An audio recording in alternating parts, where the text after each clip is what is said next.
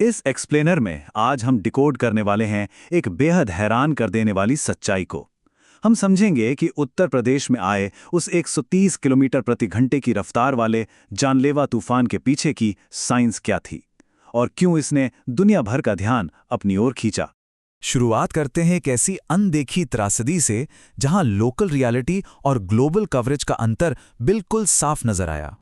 ये स्थिति बड़ी अजीब थी। एक तरफ देश के अखबारों के पहले पन्नों पर ट्रंप और शी जिनपिंग की मुलाकातों या ईरानी विदेश मंत्री के दौरे जैसी भू राजनीतिक घटनाओं की चर्चा हो रही थी, और ठीक उसी वक्त दूसरी तरफ रूस, यूएई और सिंगापुर जैसे देशों के लीडर्स अपनी संवेदनाएं भेज रहे थे। एक बहुत बड़ी स्थानीय आपदा शुरू में कहीं छिपसी गई थी।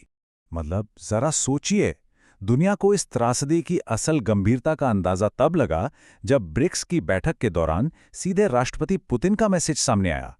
जब रूसी विदेश मंत्रालय ने 100 से अधिक मौतों पर अपना दुख जताया, तब जाकर असल में ध्यान इस तरफ गया। अब जरा इस तबाही के पैमाने और तूफान के पीछे के डराने वाले आंकड़ों पर एक नजर डालते हैं। 130 किलोमीटर प्रति घंटा। हवाएं इतनी भयानक और चौंका देने वाली रफ्तार से इस क्षेत्र से गुजरी कि सच में दिन के उजाले में घूप अंधेरा छा गया था। और इसका जो मानवीय नुकसान था वो बहुत ही दर्दनाक था। शुरुआती रिपोर्टों के बाद मौतों का आंकड़ा बहुत तेजी से बढ़ा। अंततः पेड़ गिरने या इमारतें ढहने जैसी घटनाओं की वजह से 117 लोगों को अपनी जान गंवानी पड़ी। क्षेत्रीय डेटा देखें तो प्रयागराज में सबसे ज्यादा नुकसान हुआ, जहां 21 मौतें दर्ज की गईं। इसके अलावा भदोही, मिर्जापुर और उन्नाव जैसे कई इलाकों में भी भारी तबाही मची और गंभीर रूप से जान माल का नुकसान हुआ। लेकिन असल सवाल यह है कि मौसम विज्ञान के नजरिए से आखिर ये हुआ कैसे? इसके पीछे की साइंस क्या है? देखिए, इस पूरी कहानी की शुरुआत होती है एक भीषण हीट वेव से। महाराष्ट्र के विदर्भ में लगभग 46 डिग्री और राजस्थान के फलोदी में 45 के पार जाते तापमान ने इस आपदा के लिए एक बहुत ही खतरनाक मंच तैयार कर दिया था। अब यहाँ प्रेशर ग्रेडियंट यानी दाब प्रवणता को समझना बहुत जरूरी है। ये बिल्कुल वैसा ही है जैसे कमरे के एक कोने में परफ्यूम स्प्रे करने पर महक पूरे कमरे में फैल जाती है।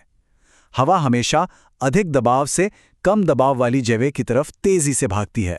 तो हुआ ये कि लगातार भयंकर गर्मी पड़ने के बाद दोपहर करीब 2 बजे जब धरती ने अपनी गर्मी छोड़ी, तो ऊपर की हवा गर्म होकर हल्की हो गई और तेजी से ऊपर उठने लगी। इससे नीचे एक लो प्रेशर वैक्यूम बन गया और बस इसी खाली जगह को भरने के लिए चारों तरफ से हाई प्रेशर वाली ठंडी हवाएं तेजी से अंदर दौड़ पड़ीं। क्योंकि तेजी से अंदर आती ये हवाएं एक नॉर्मल गोल घूमने वाले चक्रवात का रूप नहीं ले पाईं, तो नतीजा क्या हुआ? एक भयंकर थंडर स्क्वॉल, यानी 100 से 130 किलोमीटर प्रति घंटे की रफ्तार से हवा का एक ऐसा क्षैतिज या हॉरिजॉन्टल ब्लास्ट जो सीधे नीचे की तरफ मार करता है। गर्म हवा के इस जबरदस्त धक्के से विशालकाय क्यूमुलोनिम्बस बादल बन गए। ये बादल इतने ऊंचे थे कि सीधे समताप मंडल यानी स्ट्रेटोस्फीयर तक खिंचते हुए साफ दिखाई दे रहे थे। और इस पूरी स्थिति में आग में घी डालने का काम किया एक बहुत ही दूर से आए मौसम चक्र ने, जिसे पश्चिमी विक्षोभ कहते हैं। एक तरफ उत्तर प्रदेश के ऊपर बना वो खतरनाक लोकल लो प्रेशर वैक्यूम था, और दूसरी तरफ हजारों मील दूर भूमध्य सागर से आ रहा ये वेस्टर्न डिस्टर्बेंस।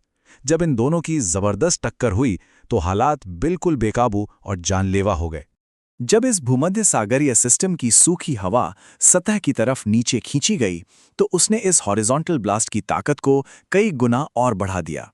ये कोई आम आंधी नहीं रही, बल्कि एक भयंकर तबाही का रूप ले चुकी थी। अब आगे का रास्ता क्या है? मुआवजा और बहुत सारी सावधानी। इस तबाही के तुरंत बाद सरकार ने कदम उठाते हुए पीड़ित परिवारों के लिए 4 लाख रुपए के मुआवजे का ऐलान किया है। इसके साथ ही बहुत सख्त हिदायत दी गई है कि ऐसे मौसम में पेड़ों या टिन शेड के नीचे बिल्कुल ना खड़े हों और सुरक्षा के लिए हमेशा पक्के घरों के अंदर ही रहें। ये बात ध्यान में रखनी होगी कि जब तक मॉनसून आकर इस भयंकर गर्मी के चक्र को पूरी तरह नहीं तोड़ता, तब तक मौसम की अस्थिरता, बेमौसम बारिश, फसलों के नुकसान और ऐसी आंधियों का खतरा लगातार बना ही रहेगा। और यहीं पर एक बहुत ही गंभीर सवाल सोचने के लिए मजबूर कर देता है। जिस तरह से लगातार एक्सट्रीम तापमान बढ़ता जा रहा है, क्या क्लाइमेट चेंज की वजह से थंडरस्कोल जैसी ये अचानक और विनाशकारी विसंगतियां अब हमारे भविष्य की एक नई और आम बात हो जाएंगी? इस एक्सप्लेनर में हमारे साथ जुड़ने के लिए बहुत बहुत धन्यवाद।